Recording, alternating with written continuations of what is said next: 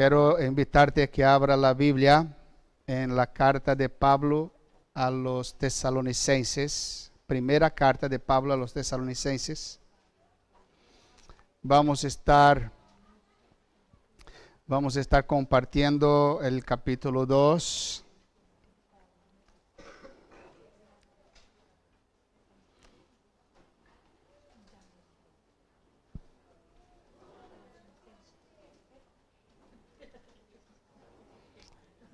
Y si pudiera dar un título a este mensaje, sería una iglesia o cristianos con un estilo de vida atractivo. Este sería más o menos el enfoque de que vamos a estar compartiendo. Pedro pidió que siguiéramos hablando un poco dentro de lo que estamos hablando sobre la iglesia. Está haciendo una serie de mensajes sobre la doctrina de la iglesia, el papel de la iglesia, la tarea de la iglesia, lo que es la iglesia. Y no vamos a salir mucho de esto, ¿verdad? Pero quiero compartir sobre una iglesia que atrae, una iglesia que llama, una iglesia atractiva, una iglesia a donde la gente vea y dice, quiero esto, ¿verdad? Quiero esto. Vamos a orar. Padre, ministra, Señor, a nuestro corazón, a cada uno que tú has traído en esta mañana a este lugar. Háblanos, Señor, a través de tu palabra. Oh Dios, que tu Espíritu Santo venga sobre nuestras vidas ahora, Señor, sobre nuestra mente y sobre nuestro corazón. Y danos, Señor, el entendimiento de tu palabra y danos gracia para compartirla. Y también, Señor, habla a mi corazón. Habla el corazón de cada uno que tú has traído aquí, Señor. Oh Dios, va más allá de mis propias palabras, Señor, que tu Espíritu Santo, a través de tu palabra, pueda tocar nuestras vidas, a vida de cada uno, Señor. Y salimos de este lugar con la certeza de que tú estás aquí. Oh Dios amado, rompe, Señor, barreras del corazón. Oh Dios, altivez de espíritu, engaños de alma, oh Dios, que muchas veces impiden, o el mismo es pecado, Señor, que hacen esta barrera que nos impide de oír tu voz. Convéncenos, Señor, del pecado, de juicio, de justicia a través de tu Espíritu. Y ministra, Señor, a través de tu palabra en esta mañana. En el nombre de Cristo aquí oramos. Amén. Amén. Amén. Cuando en el año, creo que 86, éramos misioneros allí en Perú. Yo conté una vez esto a la iglesia. Y vuelvo a contar, porque ya he predicado tantas veces que tengo que estar repitiendo mis historias, no son otras, son estas. Y estábamos haciendo evangelismo y una mujer se abrió su casa, recibió al Señor, recibió el evangelio, y la vecina de frente no. ¿Se acuerdan de esta historia? La de vecina de frente no. La vecina de frente casi nos echa patada de su casa cuando golpeamos su puerta. Ha pasado 1 o 2 semanas, estábamos caminando, bajando la misma calle, y esta mujer que nos echó, nos llama y nos dice, por favor, cuénteme, ¿qué fue lo que ustedes contaron a la vecina de frente? Porque quiero tener lo que ella tiene. Cuénteme, quiero tener lo que ella tiene. Entonces pudimos parar y compartir el evangelio con esta otra vecina que también en aquel momento se recibió a Cristo. Amados, así es la iglesia. Así era la iglesia primitiva. Si tú lees Hechos, capítulo 2, del versículo 41 hasta el final, tú vas a ver esto. Tenían todas las cosas en común, estaban juntos, tenían comunión entre ellos.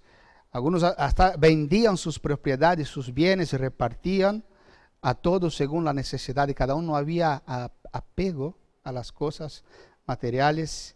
Perseveraban unánimes cada día en el templo, partiendo el pan en las casas, comían juntos con alegría, sencillez de corazón, alabando a Dios y teniendo el favor con todo el pueblo. O sea, con aquellos que no estaban allí, los de afuera. Tenían el favor del pueblo. Y el Señor añadía a cada día a la iglesia los que habían de ser salvos. El Señor estaba añadiendo a aquella iglesia, trayendo a ellos. Podríamos decir que era un hermoso cuerpo vivo de Cristo. Un cuerpo vivo, personas que vivían en la ciudad, en la comunidad donde estaban, vivían el amor de Cristo. En la comunidad, expresaban y vivían este amor. Y esto es iglesia. Pedro habló sobre la iglesia. ¿Qué significa esta palabra? ¿Te acuerdas? Los llamados fuera. Iglesia es allá y no acá. No es el lugar, el edificio, es fuera. Los llamados fuera, ¿verdad? Qué gran desafío. Aquellas personas comunes, hombres y mujeres, como nosotros, unos quizás con más estudio, otros con menos, unos más bonitos, otros más feos, pero todos con la belleza de Cristo, ¿verdad? Que nos hace encantadores, ¿no? ¿Verdad? Mire, ¿no? Es la belleza de Cristo, ¿no? Pero todos redimidos, transformados por el poder de la cruz, del Evangelio, caminando en medio a un mundo oscuro, feo, en tinieblas, como luceros de Cristo. Como luceros de Cristo. Reflejando en sus vidas la luz de Cristo. El apóstol Pablo habla en Filipenses 2:15. Dice así, para que seáis irreprensibles, sencillos, hijos de Dios sin mancha, en medio de una generación maligna y perversa, en medio de la cual resplandecéis como luminares en el mundo. La Biblia dice que somos la luz de Cristo en este mundo. La iglesia del Señor. Nosotros somos la luz de Cristo en este mundo. He viajado mucho en mi vida. Y aún más después que salí de misionero, he viajado muchos kilómetros de carretera, ¿no? Por toda Sudamérica, de norte a sur, y volver en una Volkswagen de los hippies, ¿no? Crucé toda Sudamérica en este coche, haciendo el trabajo misionero. Todo un desierto, el desierto de Atacama, lo conozco de norte a sur, de sur a norte. Viajando día y noche, sin parar. Entre dos conductores íbamos turnando a cada 4 horas y no parábamos. Llegamos a hacer, creo que fueron 3 días seguidos sin parar de conducir. 3 días seguidos en este desierto. Y lo único que veíamos en las noches era la luz del coche, una oscuridad, las estrellas del cielo y muy pocas señales de carretera, y no tenía GPS en esta época, o sea, no sabíamos muy bien, a veces si encontraba ahí unos cambios de carretera, no sabía a dónde ir. Simplemente nos guiábamos en la que tenía más marcas en el suelo, porque seguramente era donde iba la ciudad más grande. Más coches van para este lado, y ahí nos íbamos, ¿no? Pero de lejos a veces veíamos una luz. Entonces decíamos, allí hay ciudad. Allí hay ciudad. Porque en la oscuridad de noche, de lejos se ve la luz resplandeciendo de la ciudad. Así debería ser nuestras vidas, la iglesia.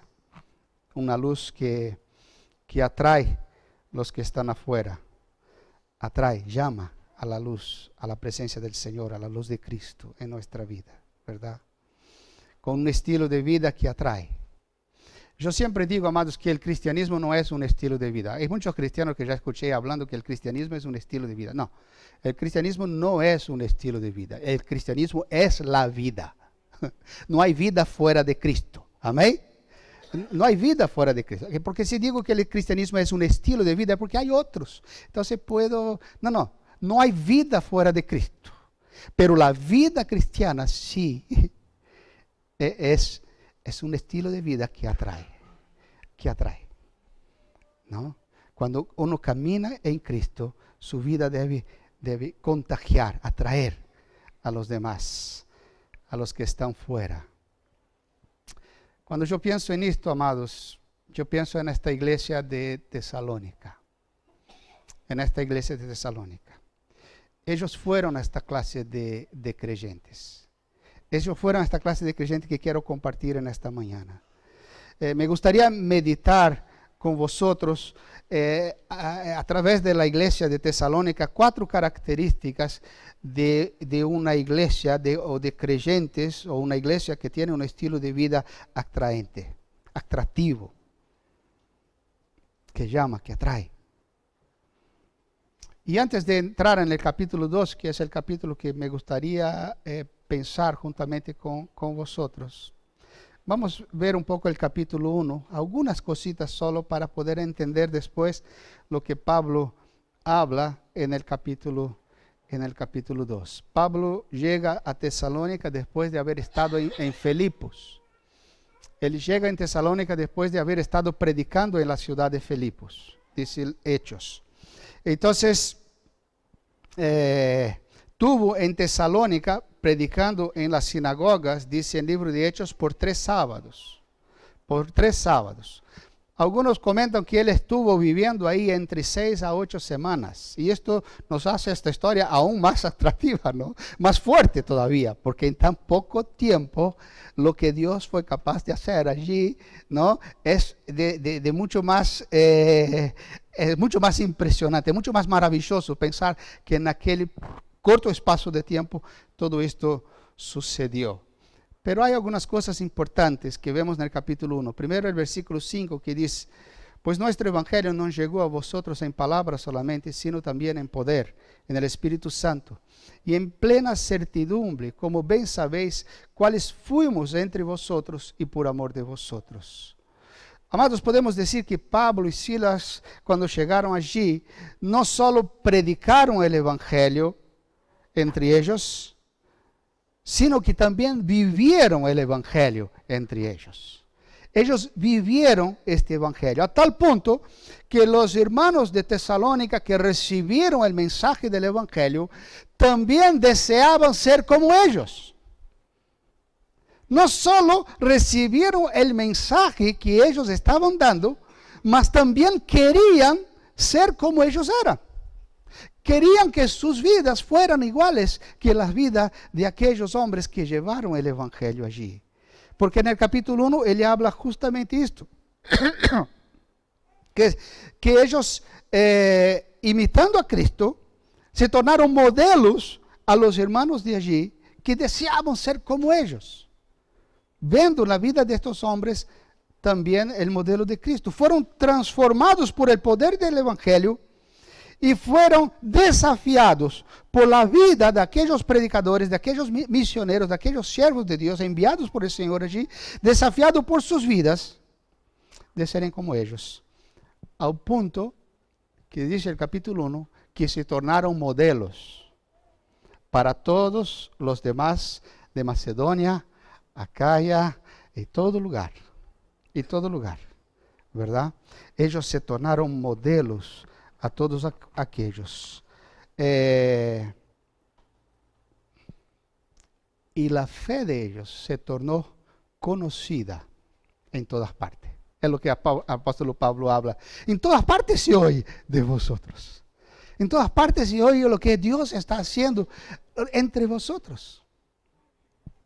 Cuando yo estaba preparando este mensaje esta semana, yo me acordé, amados, que cuando joven, soltero, todavía allá en Brasil, he vivido algo así en la iglesia. Cuando Dios empezó a tocar la vida de los jóvenes de la iglesia en la cual yo participaba en Brasil, éramos un grupo muy pequeño, éramos un grupo de unos 10 jóvenes. Y empezamos a estudiar la Biblia, a ser discipulado, a reunirnos para conocer la palabra, para orar juntos, para estudiar la palabra juntos. Y Dios fue añadiendo jóvenes y jóvenes. Y de repente, en cuestión de muy poco tiempo, éramos más de 250 jóvenes en la iglesia, estudiando la palabra, sirviendo, predicando. Mira, fue tanto lo que Dios empezó a hacer. Allí teníamos un grupo de alabanza. Yo no cantaba en este grupo, Leila sí. Leila era mi novia en esta época, ella cantaba en el grupo de alabanza. Y teníamos allí, era tan grande lo que Dios empezaba a hacer, que cuando empezábamos a conocer gente de otras iglesias, de otros lugares, ellos decían, mira, he escuchado lo que Dios está haciendo entre vosotros. Mira que he escuchado lo que está sucediendo en vuestra iglesia. Y nos empezaban a invitar, vengan con vuestro grupo a nuestra iglesia a dirigir la alabanza, a predicar, a hacer un trabajo. Y cada vez que salíamos, escuchábamos la gente comentando lo que Dios estaba haciendo en nuestro medio. Entonces, cuando yo leí que Pablo dice así, mira, se escucha en todo lugar lo que está sucediendo ahí, ¿verdad? Yo alabé al Señor, yo he vivido algo así. Hace poco volví a Brasil y encontré con uno de estos jóvenes que ya tiene más de 50 años, ¿no? Casi todos, ¿no? Entonces, él estaba diciendo, Guillermo, ¿te acuerdas todo lo que hemos vivido en aquel tiempo allí? Yo digo, sí, me acuerdo. Él dijo, ¿puedes creer que fueron 3 años? 3 años. Yo pensé que había sido mucho más tiempo. 3 años, porque 3 años después casi todos se fueron, de pastores, misioneros. O sea, Dios envió a todos para todos lados, ¿no? Y allí quedó casi nadie, ¿no? Fueron enviados a muchos otros lugares en la ciudad, en otros países, en otras partes del país. Dios los envió. Pablo llegó a decir que no necesitaba decir nada respecto de ellos. Mira el versículo 8 del capítulo 1. Porque partiendo de vosotros ha sido divulgada la palabra del Señor, que no solo en Macedonia, Acaya, sino que también en todo lugar vuestra fe en Dios se ha extendido, de modo que nosotros no tenemos necesidad de hablar nada. Qué tremendo, ¿verdad? El apóstol Pablo diciendo, mira, yo no tengo que decir nada. Lo único que tengo es ganas de quizás alabar al Señor por lo que Él está haciendo en vuestro medio, en esta iglesia. Y en la reflexión de Pablo en el capítulo siguiente, amados, en el capítulo 2, quizás podemos ver cuáles son las bases de que podemos ver una iglesia con este tipo de actitud. Porque cuando miramos quizás el capítulo 1, que ellos fueron ejemplo, modelos, recibieron, vivían, hacían, quizás nos estamos mirando simplemente como si fuera un gran iceberg, pero estamos mirando la parte de arriba, lo que se ve, ¿no? Pero sabemos que lo que se ve es 10% de lo que hay, de lo que se muestra, ¿no? De lo que está abajo, de lo que existe, ¿no? Pero quizás en el capítulo 2, podemos meternos por debajo de las aguas y poder entender por qué aquella iglesia mostraba aquello. ¿Por qué se veía aquello? La vida de aquellos hermanos. Y quiero invitarte a que nos metemos para abajo ahora en el capítulo 2 y poder entender por qué aquella iglesia tenía esta capacidad de atraer, de ser ejemplo, modelo para los demás. Amén.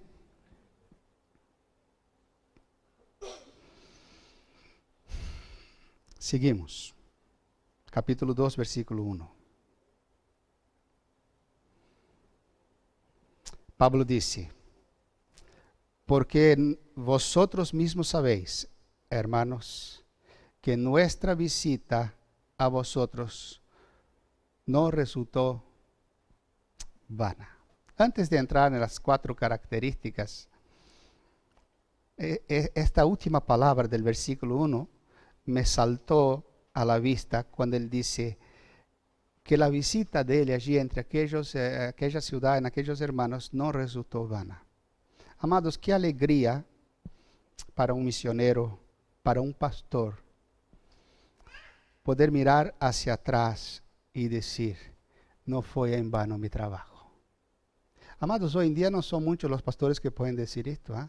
Infelizmente no son muchos los que pueden decir esto, ¿no? No son muchos ni que tienen el valor de mirar hacia atrás. el valor de mirar hacia atrás. Pero Pablo, cuando miraba a aquellos amados hermanos, podía dar gracias a Dios por el tiempo que él estuvo allí y por lo que las cosas que el Señor hizo allí, y poder decir, no fue improductivo mi tiempo allí, no fue infructífero. Y cuando yo estaba pensando en esto, amados, yo me gocé, ¿no? Porque España es el país que más tiempo he estado, ya ultrapasó Uruguay. Estuve en Uruguay 11, 12 años y aquí ya está 15. Entonces ya es el tiempo de más tiempo. Y me alegra, ¿sabe? Poder mirar para atrás y también decir, gracias Señor, porque no fue en vano, ¿no? Cuando yo voy a Láchar y escucho a Marcos, por ejemplo, predicando allí, ¿no? Y cada vez mejor, es tremendo, ¿verdad? No, es un milagro, ¿no? Yo digo así, Señor, gracias, que no fue en vano. Cuando yo viro muchas de vuestras vidas, ¿no? Las cosas que el Señor ha hecho en este tiempo, y ver los hijos creciendo, ¿no? Y ver las cosas que Dios hace y decir, Señor, gracias. No fue en vano, no fue en vano, ¿no? El apóstol Pablo podía decir, no fue en vano, no fue infructífero, no fue improdutivo. Pero también, amados, el apóstol Pablo enseguida declara también otra cosa importante, dice, no fue fácil. No confundan, que no fue infructífera, no fue improductiva, pero no fue fácil. Versículo 2, él dice, pues, habiendo antes padecido y sido ultrajado en Filipos, como sabéis, tuvimos de nuevo en nuestro Dios para anunciarles el Evangelio de Dios en medio a gran oposición. Pablo está hablando dos cosas aquí. Él está diciendo así, llegué a Filipo herido de guerra. Llegué a Filipo todavía sangrando. Llegué a Filipo quizás con mi túnica pegada en las heridas que tenía en mi espalda. ¿Sabe cuando la ropa pega en las heridas y queda y va a sacar? Él dice, los 40 azotes, menos uno. Llegué a vosotros todavía herido, y estando aquí, también fui perseguido. No fue fácil, no fue fácil, no fue fácil. Allá y aquí hubo mucha oposición. Amados, yo quiero decir una cosa aquí, antes de entrar en las características de una iglesia de cristianos que tengan un estilo de vida atractivo. Una iglesia atractiva, amable, cautivadora, nace en medio al sufrimiento. Nace en medio al sufrimiento, al dolor, al quebranto, para que la belleza de Cristo sea contemplada en las vidas. Si una iglesia quiere reflejar a Cristo, ella tiene que entender que va a nacer en medio al dolor. No va a escapar de esto, porque el oro se purifica en el fuego. Y la belleza del oro que brilla y es puro es porque pasó por la prueba y las impurezas fueron quemadas. Entonces, las pruebas son buenas. Y Pablo sabía de esto. Sabía que solo a través del quebranto del sufrimiento se puede ver la belleza de Cristo. Ella va a brillar cada vez más, será más santa. Sus vestiduras serán cada vez más blancas en medio del dolor y al sufrimiento. Santiago dice, bienaventurado el que pasares por diversas pruebas, porque la prueba de vuestra fe, una vez confirmada, produce perseverancia. Y esta tiene una razón completa para que seáis perfectos e íntegros y nada deficientes. Las pruebas son buenas, ¿verdad? Ellas purifican nuestras vidas. Amém? E quando eu vivia aquelas coisas, amados, na igreja em Brasil, vivia em meio de muita luta também. Porque como foi algo, casi foi um avivamento que vivimos entre os jóvenes, não foi toda a igreja, inclusive, foi entre os jóvenes, a ponto que tuvimos lutas mesmo dentro da própria iglesia, porque era una iglesia bastante tradicional, muy tradicional, y de repente empezamos a vivir cosas allí, gente endemoniada, gente liberando dones y ministerios y cosas tremendas empezaron a suceder entre nosotros y muchos no estaban acostumbrados con esto. Sufrimos dentro de la propia iglesia. Entonces, seguimos en la reflexión de Pablo y comenzamos a ver las características de una iglesia con una vida atractiva. Primera cosa, una iglesia con una vida atractiva tiene contenido bíblico. Tiene contenido. Tiene los pies puestos firmes sobre una roca. Versículo 2. Pues habiendo antes padecido y sido ultrajado en Filipos, como sabéis, tuvimos de nuevo en nuestro Dios para anunciarlos el evangelio de Dios en medio a gran oposición. Versículo 4. Sino que, según fuimos aprobados por Dios para que se nos confiase el evangelio, así hablamos. No como para agradar a los hombres, sino a Dios, que prueba nuestros corazones. Versículo 8. Tan grande es nuestro afecto por vosotros, que hubiéramos querido entregar no solo el evangelio de Dios, sino también nuestras propias vidas, porque habéis llegado a ser muy queridos. Versículo 9. Porque os acordáis, hermanos, de nuestro trabajo y fatiga, como trabajamos de noche y de día para no ser gravosos a ninguno de vosotros. Os predicamos el evangelio de Dios. Versículo 13.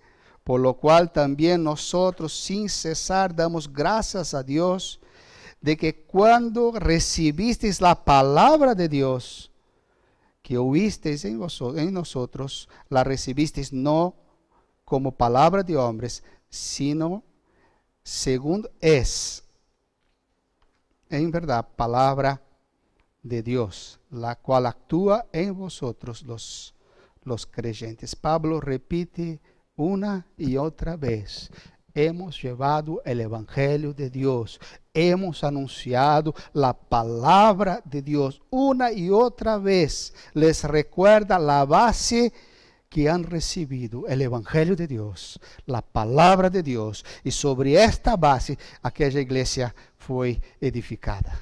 Amados, estoy seguro que si tú tuvieras visitando Tesalónica y decidieras ir al culto de los hermanos allí en Tesalónica y te sentaras para escuchar el culto, seguramente escucharías la exposición clara del evangelio de Dios, porque fue lo que ellos habían recibido. Palabra de Dios, el evangelio de Dios. No hay cosa más frustrante que ir a una iglesia semana tras semana y escuchar las vanas palabrerías de un predicador que no sabe y no expone lo que dice este libro. No hay cosa, amados, más frustrante. Una iglesia que expone las escrituras, su mensaje no proviene de error. No viene de error. Porque ella se detiene en lo que dice la Biblia. Y punto. Y punto. No procede de impureza, como dice el apóstol Pablo en este capítulo. Pues la palabra de Dios purifica el corazón del propio predicador cuando está estudiando la palabra de Dios. Él es cautivado por ella. Antes de predicar, él es cautivado por ella. Y Dios trata con su corazón y con las intenciones de su corazón. Y él queda preso a lo que dice la palabra. Entonces no procede de impureza. Las motivaciones de su corazón. Amados, cuanto más una iglesia se expone a las Escrituras, menos, o cuanto más un pastor expone las Escrituras a su iglesia, tiene menos preocupación de estar agradando a los hombres. Su única tarea es exponer lo que dice la Biblia. No hay adulación en el púlpito. No hay. Yo no te adulé, ¿eh? Cuidado. ¿Por qué? Porque entendemos que la Biblia es la espada que corta, que abre la herida, que retira el cáncer y que derrama el bálsamo del Espíritu para traer sanidad. Sí, por eso a veces es dura. Por esto a veces nos toca a donde más nos duele. Porque esta es la espada que viene para cortar lo que está podrido dentro y quitarlo. Y después viene el bálsamo del Espíritu, el aceite divino para traer sanidad al corazón. Yo leí esta semana una frase que nunca había escuchado, pero me encantó. Dice así: la Biblia es la única arma que atira al muerto y le da vida. Interesante, ¿verdad? La Biblia es la única arma que atira al muerto para darle vida. Las armas son al revés, ¿verdad? Atira al vivo para quitarle la vida, pero la Biblia es la única arma que atira a aquel que ya está muerto para darle vida.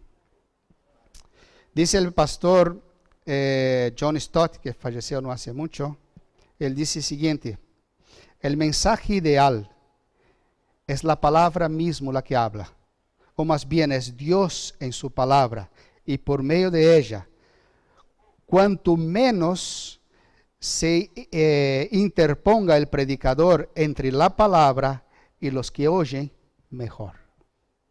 Es la palabra a que habla. Amados, cuando uno sale de un culto a donde la palabra de Dios es expuesta con claridad, con sencillez, sale con dos certezas en el corazón. Primero, Dios habló conmigo. Dios habló conmigo a través de su palabra. Dios habló conmigo. Y la segunda cosa es, ¿qué voy a hacer yo al respecto de esto? ¿Qué voy a hacer yo al respecto de esto? Estas son las dos certezas que uno sale de un culto a donde Dios habló claramente a través de su palabra. Claramente a través de su palabra. Entonces, una iglesia con un estilo de vida atractivo es una comunidad con un firme fundamento en el Evangelio, en la palabra de Dios. Es la base. Segunda cosa, una iglesia con un estilo de vida atractivo es auténtica en su naturaleza. Es auténtica. Versículos del 5 y 6 dice así: porque nunca usamos de palabras lisonjeras, como sabéis, ni encubrimos avaricia, Dios es testigo, ni buscamos gloria de los hombres, ni de vosotros, ni de otros, aunque podríamos serlos carga como apóstoles de Cristo. Amados, aquí Pablo cambia el enfoque del mensaje al mensajero. Él está ahora hablando de él. Pablo, en otras palabras, está diciendo, mi presentación fue auténtica. Yo llegué y fui lo que soy. No llegué halagando a nadie. No llegué con un mensaje y un plan oculto, algo que estaba por detrás de aquello que yo estaba hablando, intentando algún interés oculto. Tampoco exigí nada de vosotros, a pesar de que podría, él dice, pero no lo he hecho. Amados, esta clase de autenticidad es atractiva.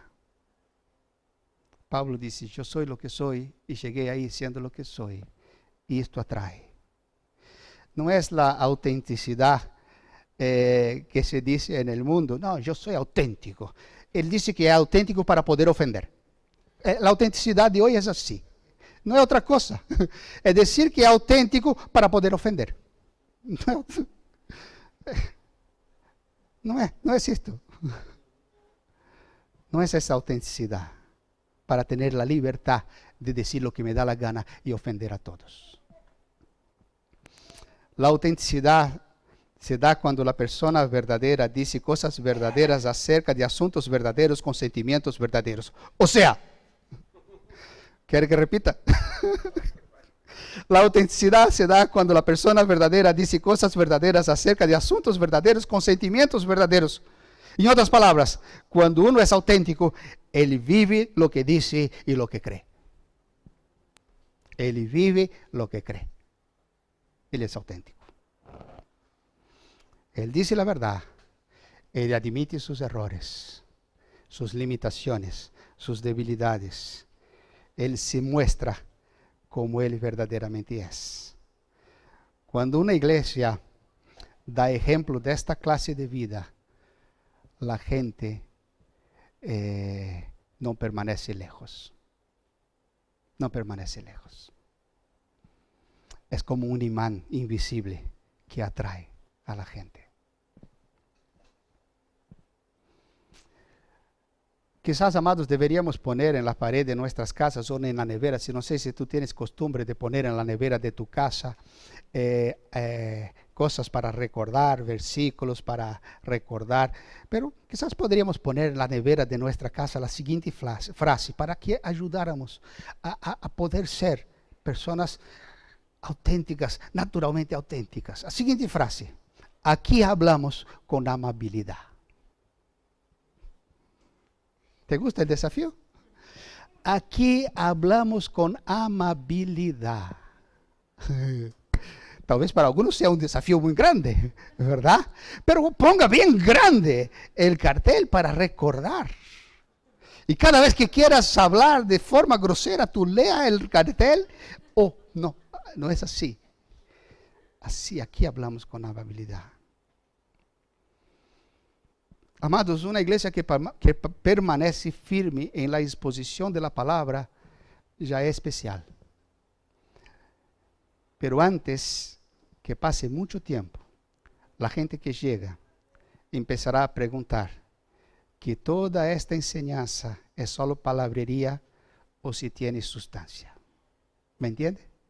La gente que llega, va a llegar un momento que va a empezar a preguntar, ¿será que esto es real? ¿Se puede vivir esto?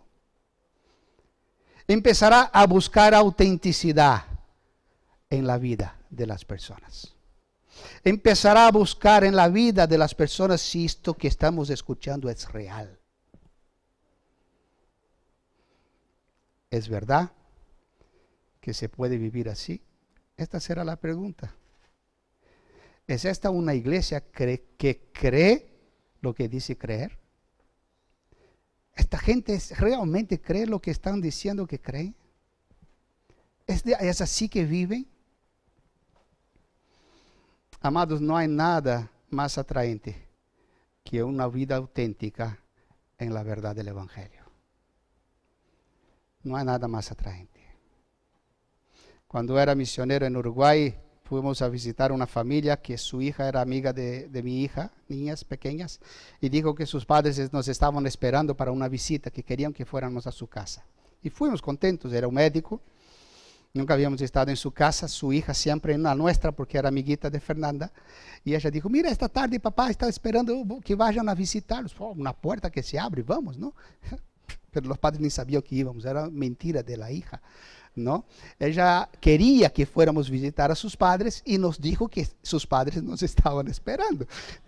Que todo contento, ¿no? ¡Wow! ¡Qué oportunidad! Tal. Y fuimos y llegamos en la casa, justo sus padres llegan en el momento que llegamos. Y ellos nos ven y vi así, yo bueno, no percibí nada, ¿no? Muy educados, nos saludaron.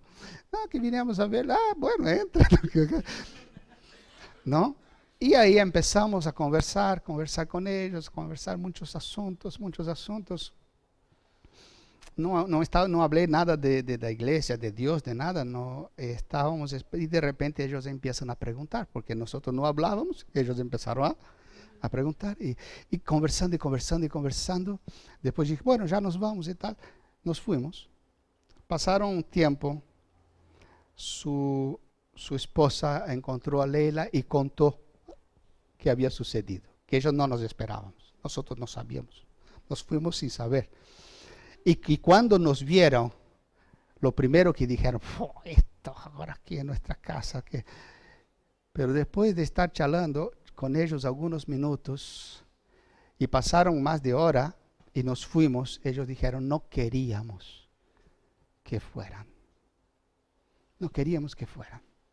Estaba tan bueno estar con vosotros. Estaba tan bueno charlar. Nosotros sentíamos tan bien, había tanta paz, había una cosa diferente. No queríamos que fuéramos, que salieran de nuestra casa. Amados,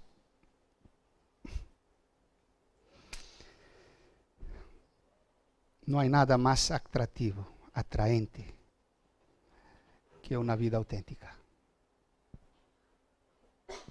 en la verdad del Evangelio. Primera cosa, firmes, un fundamento en la palabra. Segundo, naturalmente auténtica, naturalmente auténtica. Tercero, una iglesia con un estilo de vida atraente. En sus actitudes demuestra gracia. Versículo 7. Antes fuimos tiernos entre vosotros, como la nodriza que cuida con ternura sus propios hijos. Tan grande es nuestro afecto por vosotros, que hubiéramos querido entregar no solo el Evangelio de Dios, sino también nuestras propias vidas, porque habéis llegado a serlos muy queridos. Porque os acordáis, hermanos, de nuestro trabajo y fatiga, como trabajamos de noche y de día, para no ser gravosos a ninguno de vosotros, os predicamos el Evangelio de Dios. Vosotros sois testigos, y Dios también, de cuán santa, justa e irreprensible nos comportamos con vosotros los creyentes, así como también sabéis de qué modo como el Padre a sus hijos, exhortándoos, consolándoos a cada uno de vosotros. Amados, estos versículos son especiales. Cuando uno lee estos versículos, puede ver la gracia del Señor al leerlos. Vemos la ternura de una madre que cuida a su hijo. Él dice, fuimos como la madre que cuida con ternura a sus hijos. Pero podemos ver la autoridad de un padre que exhorta, que reprende. Vemos las dos cosas. Vemos gente dispuesta a no solo entregar un mensaje, pero entregar sus propias vidas. Amados, nada en este mundo refleja esto. Aquí vemos la iglesia como una familia de Dios. Pedro habló de la iglesia que es una familia. Es la familia de Dios. Hay papás, hay mamás. Hay entregarse por los otros. Vemos este maravilloso equilibrio entre ternura y autoridad. Este maravilloso equilibrio que debe existir en la iglesia entre ternura y autoridad.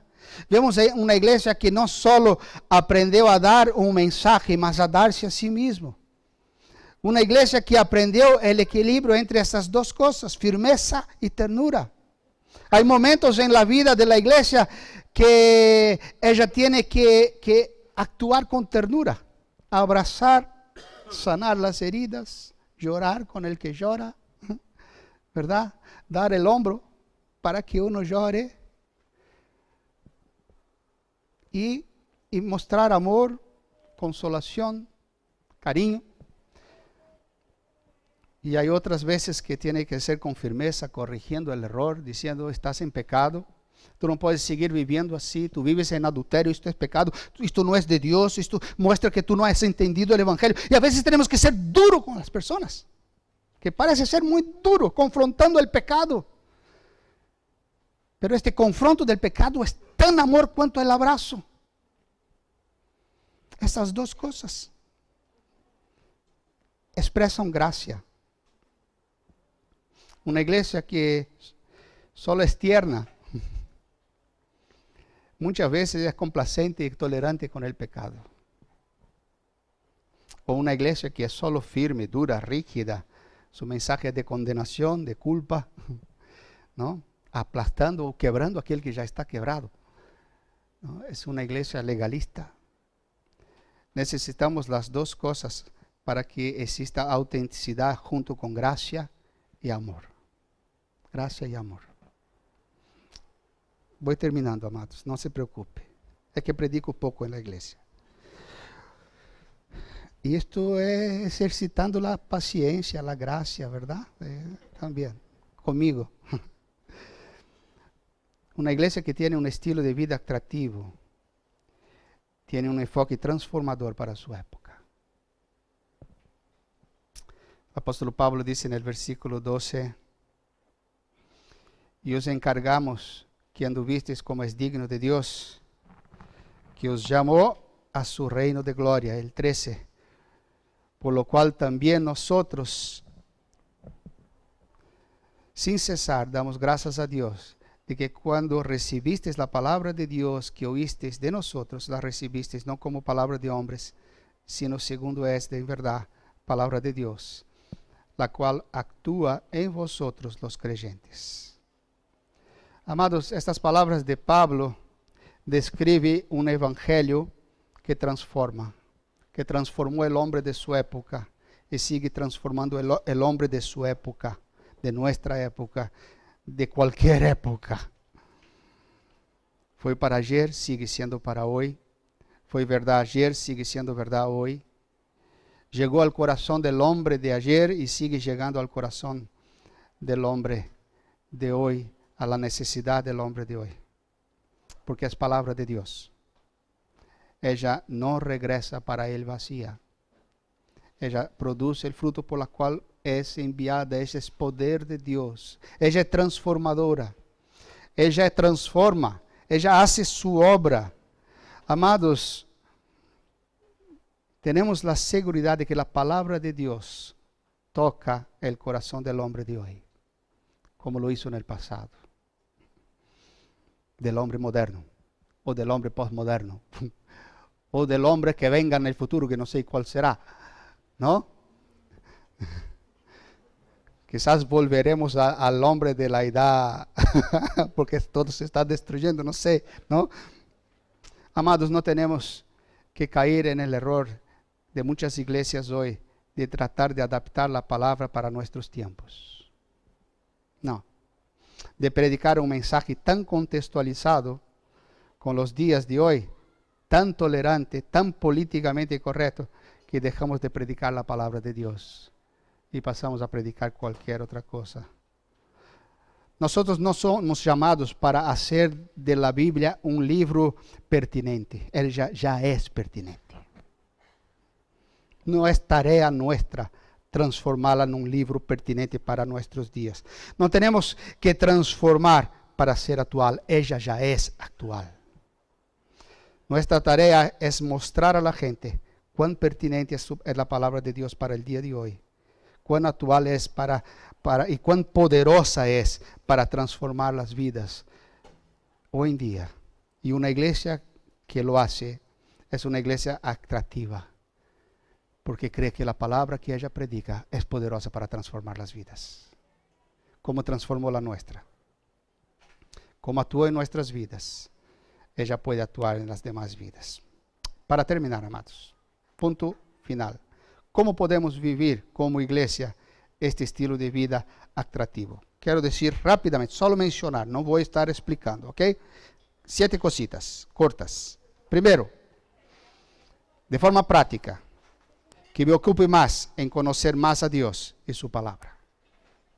Que me ocupe más en conocer más a Dios y su palabra. Tenemos la escuela teológica, tenemos oportunidad de escuchar la palabra, tenemos oportunidad en discipulado, en crecer, en aprender más. Desear más engrandecer a Cristo que a mí mismo. Que Él crezca y yo mengue. Tercero, entender que la iglesia son personas hechas de alma eterna y no es el edificio Quitemos esto. Pedro ya habló sobre esto, ¿verdad? Tener más interacción con los de afuera que simplemente la preocupación de traerlos al culto. ¿Me entiende? Más interacción afuera y menos preocupación de simplemente traerlos a este lugar. Deleitarte en Dios, en vez de preocuparte en estar haciendo cosas para Dios. Y cuando hagas cosas para Dios, haga deleitándose en Dios. Ser más auténtico y menos hipócrita, quitando las caretas de la religiosidad. Esta es más fuerte, ¿eh? Perdón, pero tuve que leerla. Tener más y mejores relaciones significativas, y no solo participar de las reuniones. Son 7 cosas prácticas para que podamos ser una iglesia atractiva, ¿no? Mostrando que este es nuestro estilo de vida, que deseamos ser semejantes a Cristo en este tiempo que nos toca vivir. Y si alguien te pregunta, como a veces la gente pregunta, ¿cómo es tu iglesia? ¿Ya escuchaste esto alguna vez? ¿Cómo es tu iglesia? Mi iglesia es la luz de las naciones. O mi iglesia es la bautista, o la iglesia es la... ¿No? Si alguien te pregunta cómo es tu iglesia, tú puedes decir el siguiente: somos una iglesia bíblica en su contenido, auténtica en su naturaleza, bondadosa en su actitud y transformadora en su mensaje. Qué lindo, ¿verdad? ¿Te gusta que la iglesia sea así? ¿Sí? ¿Puedo repetir? Es la última frase del mensaje. Somos una iglesia bíblica en su contenido, auténtica en su naturaleza, bondadosa en su actitud y transformadora en su mensaje y vida. ¿Desea que la iglesia sea así? ¿Tú deseas que la iglesia sea así? Aquel que desea que la iglesia sea así, dígame. Amén. Muy bien, entonces tú debes ser así. Tú debes ser así, porque tú eres la iglesia, ¿verdad? Algunos ya pillaban la cosa, no querían decir porque ya está bien, este me va a pillar, ¿no? Tú debes ser así. Si tú quieres que la iglesia sea así, tú debes ser así. Tú debes ser bíblico en el contenido de su vida. Tú debes ser auténtico en tu naturaleza. Tú debes ser bondadoso en tus actitudes. Y tú debes ser transformador en el mensaje que vives. Amén. Vamos a orar y terminamos. Padre, qué gran desafío cuando aprendemos sobre la iglesia. Qué gran desafío, Señor. Necesitamos de tu gracia.